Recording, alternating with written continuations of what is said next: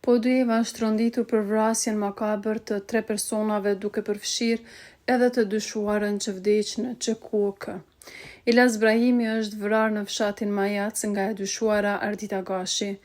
Burimet të sigurta bëjnë të ditur se 2 personat ishin në lidhje dashurie që një kohë, por se pas disa krizave çifti po shkonte drejt ndarjes. Me këtë arsyetim dyshohet se Ardita e ka thirrur për ta ke Milazin nga Obiliqi.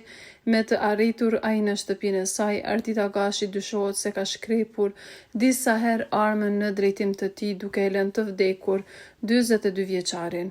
Gruaja e agjës së Arditës me të dëgjuar krismat ka arritur në vendin e ngjarjes dhe e njëjta më pas ka shkrepur armën edhe ndaj familjarës së saj.